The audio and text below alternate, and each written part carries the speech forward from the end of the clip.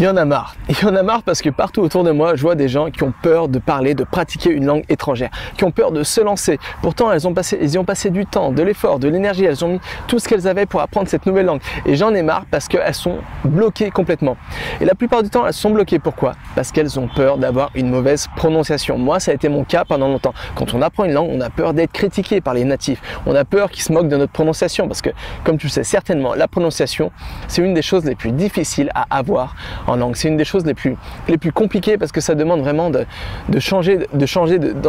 mettre en place plein de nouveaux muscles.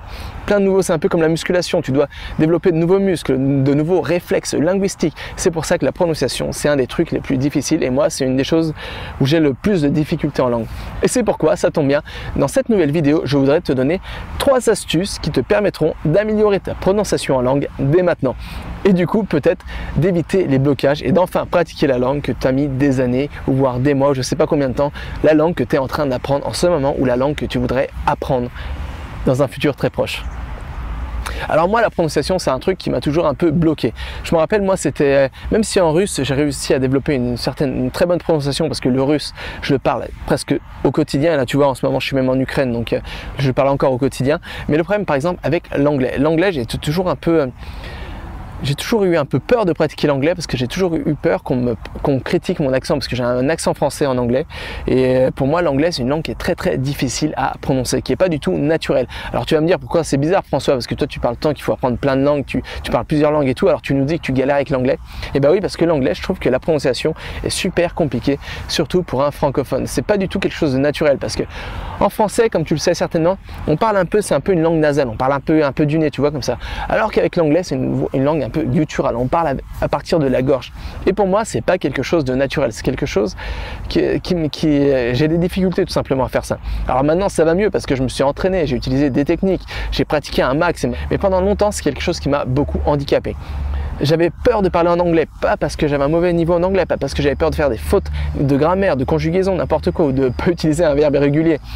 Mais tout simplement, j'avais peur qu'on critique mon accent, qu'on me prenne un peu pour vraiment le bon franchouillard qui part à l'étranger.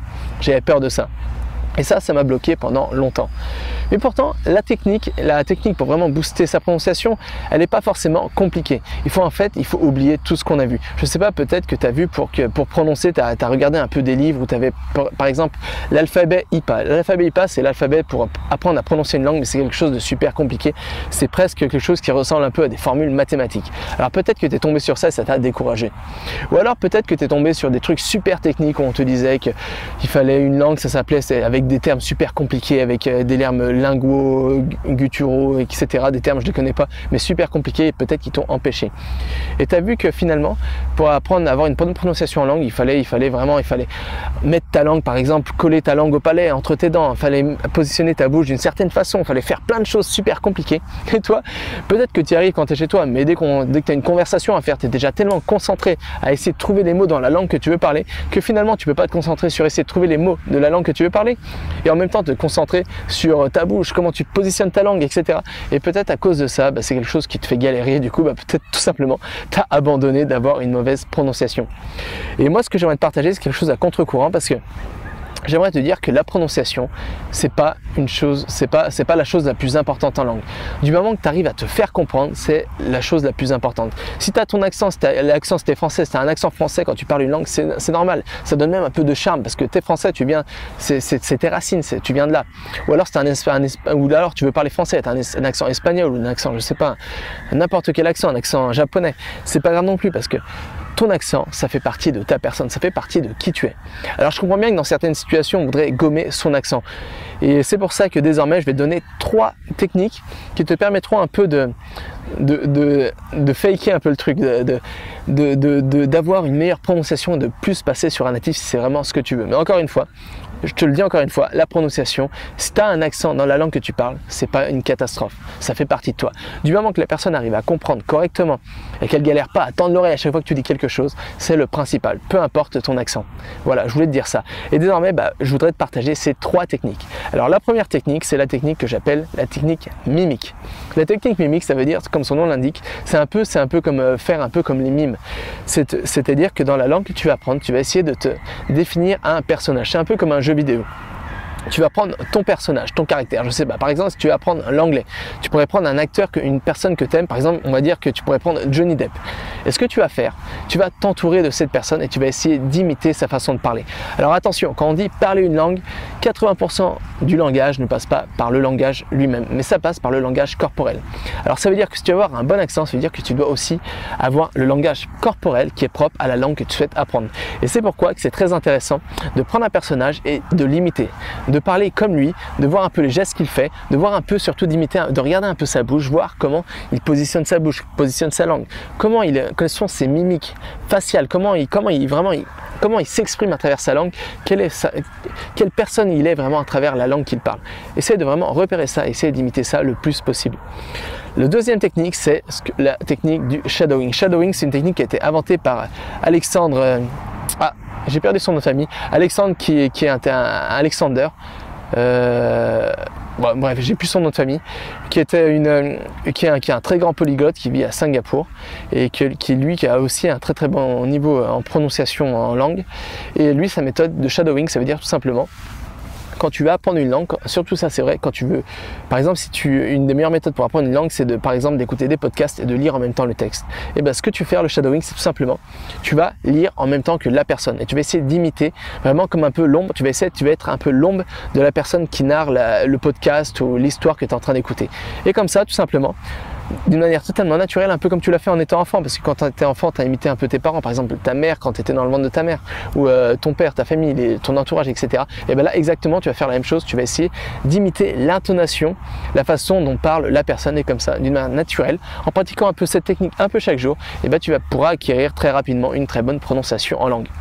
Et la troisième technique que je vais te partager, et ça c'est une technique qui est vraie pour n'importe quoi dans les apprentissages, c'est la pratique. Si tu veux avoir une bonne prononciation en langue, il n'y a pas de secret, il n'y a pas de pilule magique. Il n'y a pas de chirurgien esthétique pour avoir une bonne prononciation, personne ne va te faire une opération de la langue pour avoir une bonne prononciation. Il faut pratiquer un max. Plus tu vas pratiquer, plus tu vas créer des réflexes, des connexions entre tes neurones, des réflexes, tu vas un peu muscler de nouveaux muscles de ta bouche et du coup plus parler une langue, avoir une bonne prononciation dans la langue, plus ça sera naturel pour toi et plus tu vas oublier tes réflexes de ta langue natale, parce que c'est vraiment ça qu'il faut faire. Il faut oublier ton identité de ta langue natale, c'est avoir une bonne prononciation dans une nouvelle langue. Et pour ça, le mieux c'est de pratiquer un max, pratiquer tout le temps. Et pour ça, pratique en utilisant la méthode mimique que je viens de te donner ou alors la méthode shadowing. Pratique un maximum jusqu'à ce que tu te crées un véritable automatisme et dès que tu sortes un mot dans une nouvelle langue, la langue que tu es en train d'apprendre, tu ne penses pas à comment tu positionnes ta langue, quelle est l'intonation, mais tout simplement tu la parles. Comme ça devient tout d'un coup d'une manière naturelle avec une bonne prononciation parce que tu as pratiqué un maximum. Voilà, c'est tout ce que je voulais te partager aujourd'hui. Mais surtout, ne te laisse pas avoir. Il y en a marre de se dire qu'il faut avoir une prononciation parfaite dans une langue, il ne faut pas faire d'erreur. C'est complètement bidon et tu pourras jamais avoir un accent parfait si tu pratiques jamais une langue au premier abord. C'est pourquoi il faut arrêter de se faire avoir. Et peu importe ton accent, le plus important, c'est que la personne en face de toi te comprenne et que tu comprennes la personne. N'oublie jamais, une langue, c'est tout simplement à la base un outil de communication avant tout. Alors voilà, si tu as aimé cette vidéo, si tu voudrais en apprendre plus sur le sujet de l'apprentissage des langues étrangères, mais pas que, si tu voudrais en apprendre plus sur le sujet de comment booster ses capacités cognitives et mentales, comment mieux apprendre, comment booster sa mémoire, etc. Tous les jours, j'envoie des mails où je donne mes meilleures astuces. Mes meilleures astuces ne se trouvent pas à travers mes vidéos ou alors à travers mes podcasts. Mes meilleures astuces se trouvent à travers mes mails.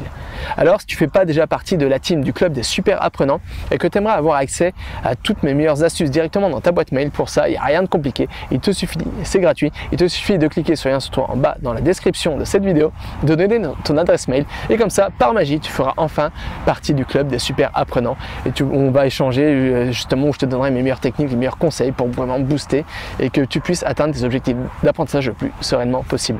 Voilà, nous on se retrouve dans une prochaine vidéo. Jusqu'à là, excellent apprentissage à toi et n'oublie pas, rien n'est impossible à qui sait apprendre. Allez, à plus.